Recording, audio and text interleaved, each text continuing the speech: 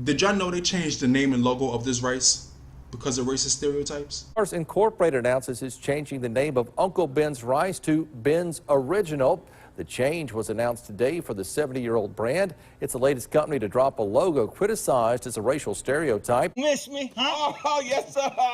I miss you. Get them goddamn rooms ready. Yes, sir.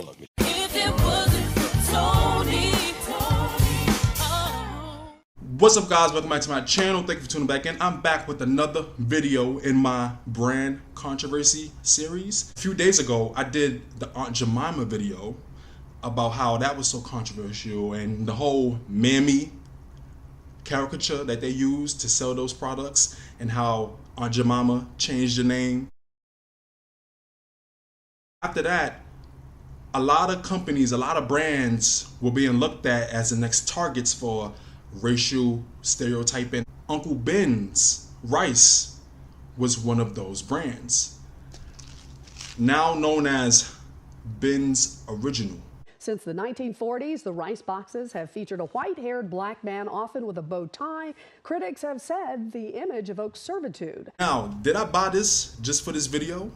Maybe, but this is the discussion that needs to be had. I feel like there's a lot to unpack with this, so grab a snack because this is going to get deeper than you think. With the name Uncle Ben's and that image of an older black man in butler attire, it ties back to those racist elements of happy servitude and the whole idea of an Uncle Tom.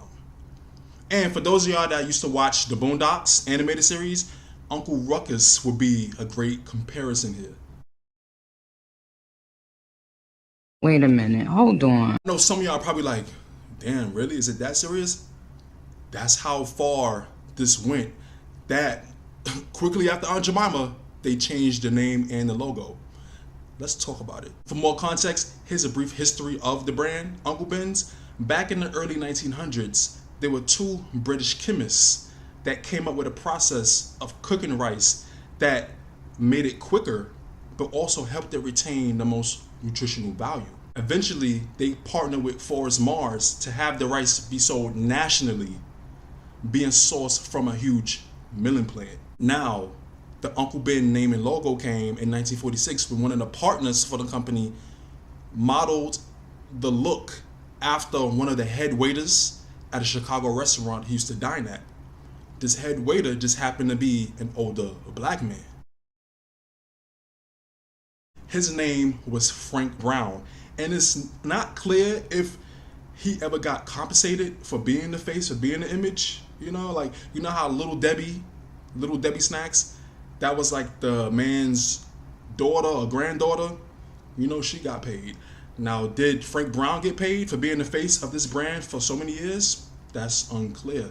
But this was the era, this was the time period where using black characters, using black faces, using black mascots to market food was popular.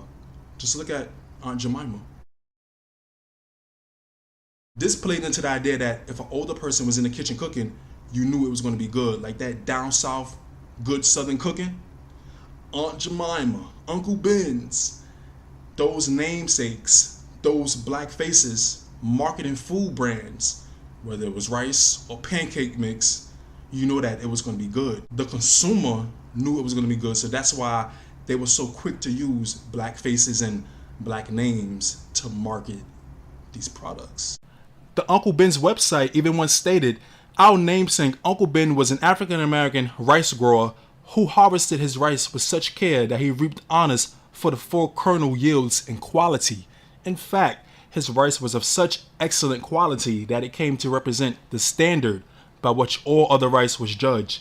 As the story goes, the proudest boast a rice grower could make was to claim his rice to be as good as Uncle Ben's." Another thing that ties into race with that is it's unclear whether Uncle Ben was a name that he accepted, or was that name just bestowed upon him by one of the founders, you know, by one of the partners. Was his name really Ben? Or that's just the name that they made up?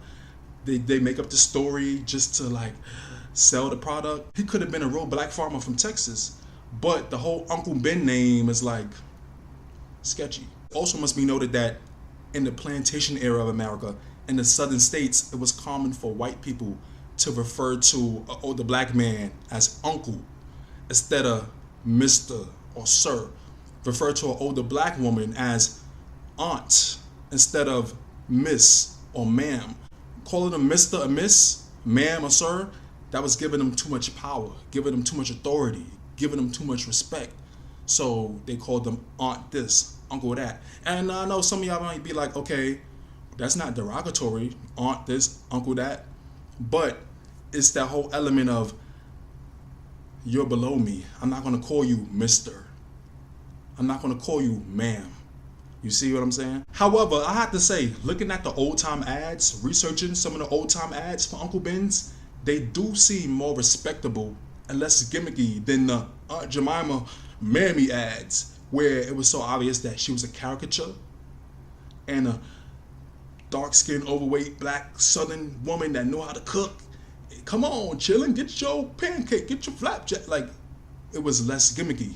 With Uncle Ben's advertisements, you can see that they was really trying to promote how healthy and quick this rice was to cook.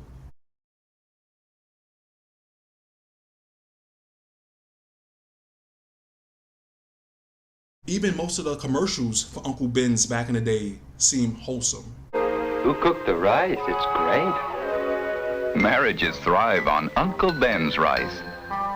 Uncle Ben's converted rice and Uncle Ben's quick rice. But bringing it back to the happy servitude stance, which is where a lot of this backlash came from, with the smiling old black man in butler attire, it's the whole idea of reminding too many people, and yes, I've seen people say this and discuss this and post examples. It reminded too many people of that era, you know, plantation era, where there would be an elderly black man that would be considered too old to be working in the fields. An elderly black man slave that would be considered too old to be working in the fields. So he, in a sense, graduated to housely duties, helping around the house, helping with the kids, watching over the kitchen staff. In a sense, becoming the butler for his white master and his family. And with that element, it also reminded people of the Uncle Tom essence with that. And this is something you see a lot in the media. You hear a lot of slave narratives about it, you know, slave autobiographies mention this, where the same elderly black man that in a sense graduated to housely duties, graduated to being a butler for the family that was enslaving him, they were so overly protective of the white master and yes sir, yes master, whatever you want me to do, being extremely subservient and extremely subordinate to them, showing their dedication, showing this massive loyalty to them, even at the detriment of other black slaves. Sometimes. Always? Not always, no. Sometimes. That means sometimes. With this, these same elderly black men in this position will be called boy by the white slave master. Now this elderly black man, old enough to be the father, grandfather, great-grandfather of this white man, is being called a boy. You see the power dynamics? He's cleaning in the house. He didn't do a good job. You missed the spot, boy. It's time to eat. You know, he's the butler now. Go in there and get my supper, boy. Mind you, this could be a male in his 30s or 40s. This older black man that's a slave to them in his 60s or 70s getting called a boy, getting bossed around. That was the time period. So when you see like that elderly black man smiling with butler attire, that's what people were reminded of. They were able to call an elderly black man boy because he was black and because they owned him. And I gotta say, the most perfect example of this in the media is the movie Django Unchained, starring Jamie Foxx, with Samuel L. Jackson's character, Stephen, who was the elderly black Uncle Tom on the plantation, with Leonardo DiCaprio as the slave master. Hello, Stephen, my boy. Oh, yes, sir. I miss you, boy. I'll snatch your black ass off that nag down here in the mud so fast. You old decrepit bastard ought to show them every hospitality. You understand that? Yes, sir. Can't believe you brought a nigga to stay in the big house. Your daddy rolling over in this goddamn grave. Oh, my God.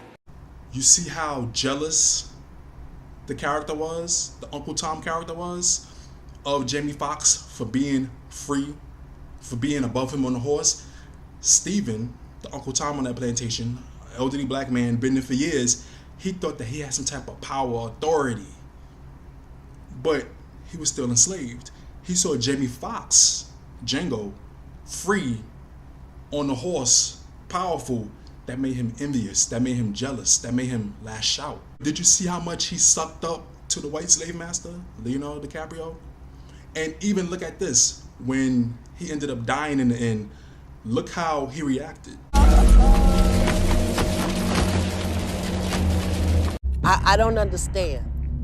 I swear to God, I don't understand. Y'all see how deep this got?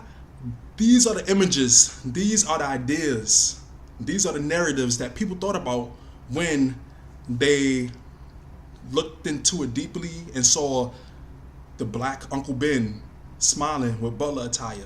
That's what many people thought of. So you had the Aunt Jemima mammy caricature. Then you had the smiling older black man being happy to serve. And when you look at the stories, you look at the origins of it, you would say, oh, okay, well, they modeled the picture after a head waiter. They took the name from a black farmer. But you know, as people do, when they research stuff, they look deeply into it. Some could say overanalyze. A lot of these ideas come up and it's like Uncle Ben's, Uncle Tom, and you got a smiling older black man in butler attire, just happy to be there. A lot of people took that in the wrong light. Eventually, Mars Incorporated changed the name to just Ben's, and they just took his face away. Just like Aunt Jemima took away the picture of the smiling black lady and just named it Pearl Milling Company. I want to know, what do y'all think about this controversy of having Uncle Ben's change the name and just get rid of the picture of the older black man smiling, wearing butler attire? Do you see the racist elements? Everything I explained, do you see where people are coming from? Do you see why Mars Incorporated just changed the name? Because after Aunt Jemima, a lot of brands were being hit and being targeted like, okay, you're next, you're next, you're next. So Mars Incorporated just followed suit. And not only did they follow suit, but all of a sudden, you know, this is also after the whole uproar of the Black Lives Matter movement, they announced that they were going to spend over $2 million to partner with a scholarship to help black chefs. And my thing is, okay, before this outrage, before this backlash, were y'all ever gonna do that? Did y'all think about doing that before this backlash? Why did it take all of this backlash and outrage for y'all to change the name and change the image, and to now all of a sudden you want to spend $2 million to help black chefs get a scholarship? Down like that, okay? Seems like a lot of these brands are pandering now. And it doesn't stop there. There's way more brands that have changed things, had huge controversies that I'm going to talk about soon. And I'm pretty sure there's more to come in the future. Let me know your thoughts down below. What did y'all think about the whole Uncle Ben's controversy? Do you think it was right for them to change the name? Do you think people are overreacting? Like some people said with the Aunt Jemima situation, do you think really it's just a box of rice? It's not that serious? What are your thoughts with them changing the Uncle Ben name and logo and brand and imaging because of its origins to racial stereotyping? Don't forget to comment, like, subscribe, hit the notification bell. Thank you for watching and listening. I'll see y'all in the next video.